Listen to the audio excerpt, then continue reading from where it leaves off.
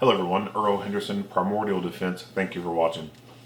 This video is going to be a 2-year review mark for the Rescue Essentials medical ankle holster. So I thought maybe I had done a video when I first got this. Apparently I guess I didn't, because I can't find an original video of me showing this thing when I first got it. But I did do a 1-year review video on it on April 24 of 2021. Of course, the recording date for the day, it is July of 2022. Now in that video, back in April of 2021, I wasn't exactly sure of the exact date when I got this thing, but I believe I was over the 1-year mark when I did that 1-year review on it. So now it's July, so it's obviously over 2 years since I've been using this thing, and I actually forgot about the time frame on it, but I had found something that prompted me to want to review this because there's a hole that has developed in the holster itself. Now, kind of a recap. This is, like I said, this is a Rescue Essentials ankle medical kit. The inside part, when I got it, so this was all Velcro. Let me pull this part up.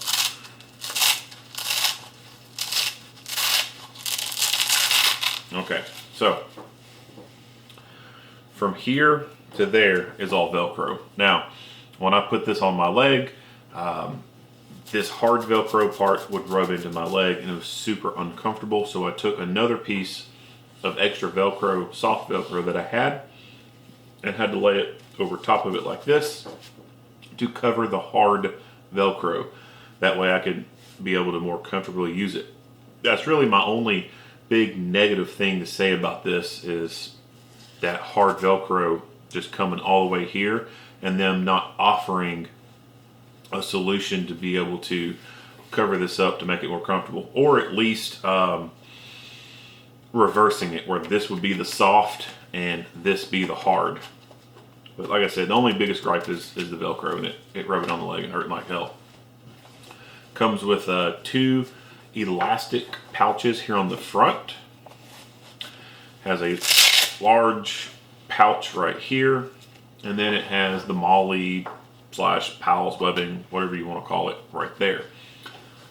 I have been keeping a Cpr Face Shield inside this little pouch in this first little thing, and so you'll notice when I opened it there's some dust that came out.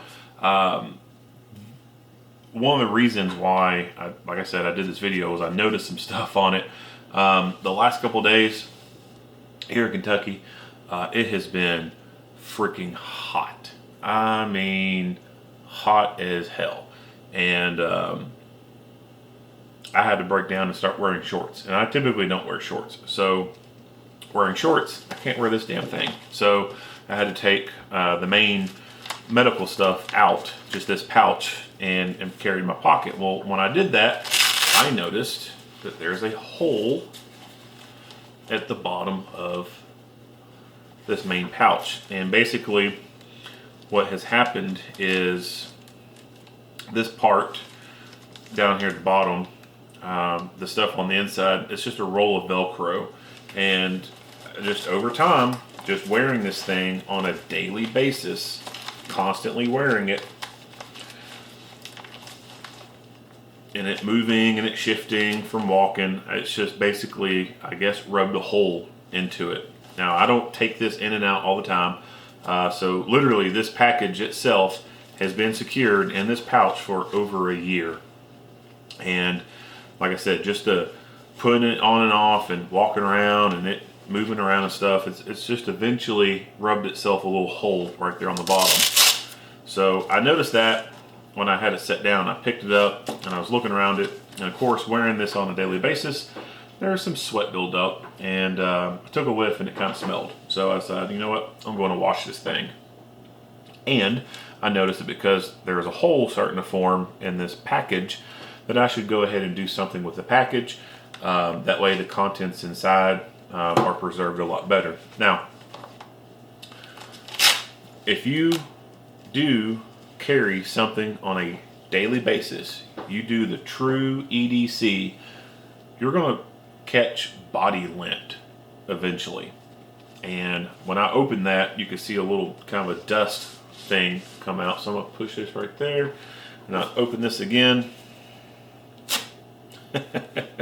So I don't know if you can probably see the discoloration at all.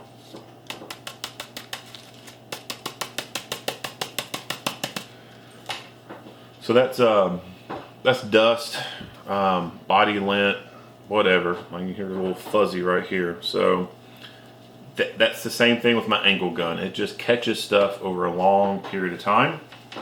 And like I said, that's normal when you carry stuff on a daily basis. When I see photographs of people doing their EDC items online, and they post pictures of all their pristine equipment, there's not a speck of dust on it, I know that they are full of shit when they say this is their EDC gun. That, or they took the time to polish everything up and make it look photogenic just to post it online. One of those two is going on. If you carry on a daily basis, you're collecting dust. It's inevitable. It's going to happen. So the Cpr Face Shield, it's in a package, and the package is still good. It's not been breached or anything. So it actually comes with 2 gloves and the little Cpr Face Shield. And I'm not taking it out of the package because there's, 1, no need for it, and 2, if I did, the stuff on the inside would start to collect all this dust and it would degrade it over time. So the pouch and stuff, it collects the body dust just from moving around and everything, but that's cool. It did keep me a couple gloves folded up to be able to keep up there. That way, you know, BSI, body substance isolation, and of course it's collected some lint and stuff over the time too. I'm probably going to ditch these and go ahead and get me another pair and throw in there, because you got to think temperature cycles and everything like that. These gloves have been subject to it, being out in the frigid cold and then out in the super humid hot air, going in and out of buildings and vehicles, being air conditioned and just collecting all kinds of dust. So I'm pretty confident that these are still pretty good, but I'm still just going to go ahead and get me another pair of gloves to throw in there, just to be on the safe side. This is it's a pocket VOC,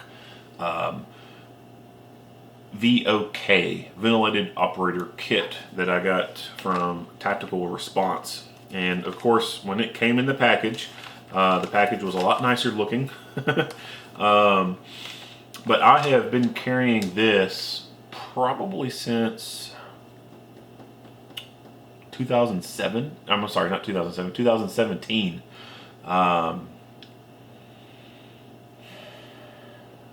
Yeah, I think so. I think 2017 is when I got this, and I've been carrying it since then.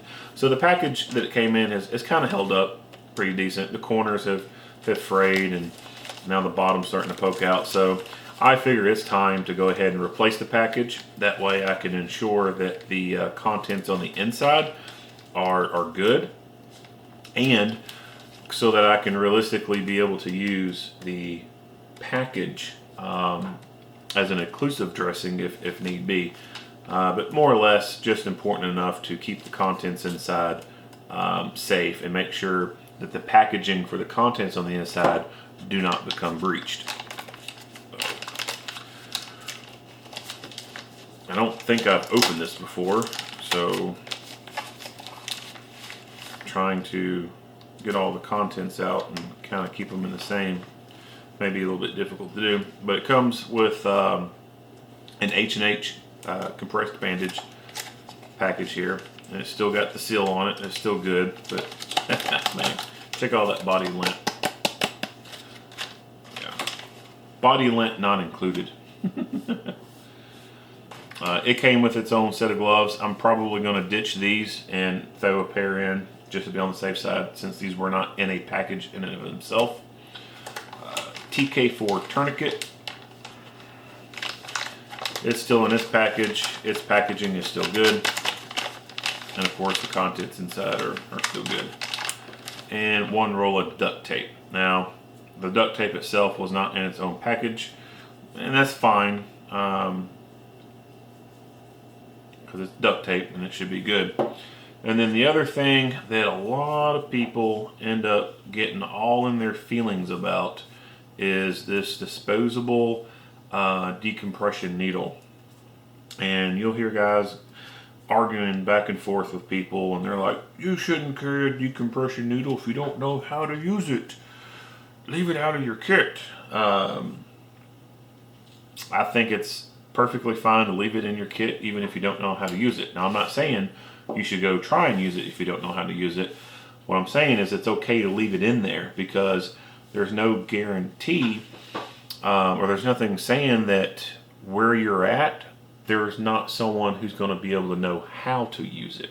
So that's always a possibility. There could be someone there who is an off-duty medic, an RN, doctor, something, and they know how to use that damn thing, but they don't carry one themselves.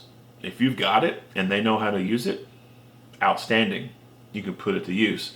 And I feel the same way about getting a good trauma kit to keep in your vehicle.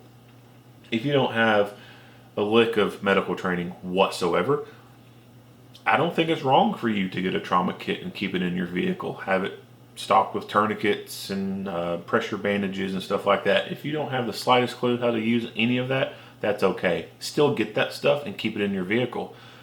That way, if you come across a car accident, which is more likely to occur than you being involved in a gunfight, then you've got stuff there to be able to hand to people who may know how to use that stuff.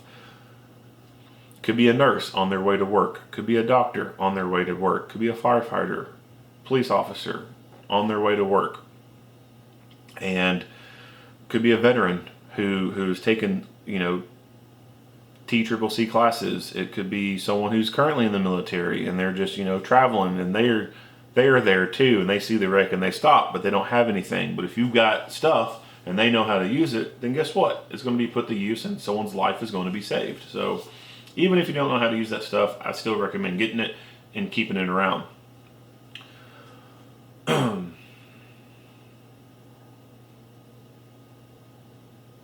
That's about it. 2-year review on the Rescue Essentials medical ankle holster. And like I said, if you do carry stuff on a daily basis, it's going to collect body dust and lint. It's inevitable. Nothing. If you carry something on a daily basis, it's not going to be super clean. And also, over time, gear will start to fall apart if you use it on the regular basis. Now, this right here is not a catastrophic kind of failure, but it is starting to fail, and there is the risk of it spreading and then no longer being able to contain that package. So, how much longer use can I get out of this? I don't know.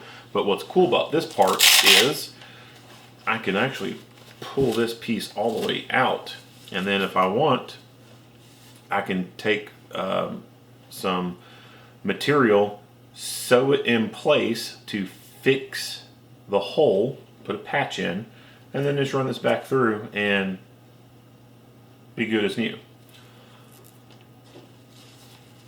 But eventually I will have to buy me another one of these, and I'm hoping that this kind of issue would be fixed, where a more sturdier material would be here at the base to withstand years of friction and moving around. The rest of it is solid. Like it's made a really good material, probably like a I forgot the name of the 500 something. I forgot the damn name of it, but it's a good thick material. So I feel confident that this ain't gonna rub through very easily. Even the body of this to the front of it seems to be kind of okay. Seems to be similar to this fabric. And the sides are fine. I don't see any tearing or wearing very much on the sides. It's just right there on the bottom. And the elastic bandages here on the front are same kind of material, but no wearing of them through there. So, like I said, been a pretty good product. You know, 2 years, 2+ years of 2 years and a few months of good, constant daily wear. The Velcro is still solid, opening and closing. None of it's frayed and become unserviceable or anything like that. All the stitching is still good. Nothing's coming loose or anything like that. Like I said, the only thing that is starting to fail is a little hole has formed right here from kind of an odd shaped content that's pressing down into it. If it weren't for that, I think this thing would not have developed a hole, but it is what it is. If you like what you hear and see, go ahead and give me a like and a share. If you have not already, hit that subscribe button and stay tuned for more videos. Earl Henderson, Primordial Defense, thank you for watching.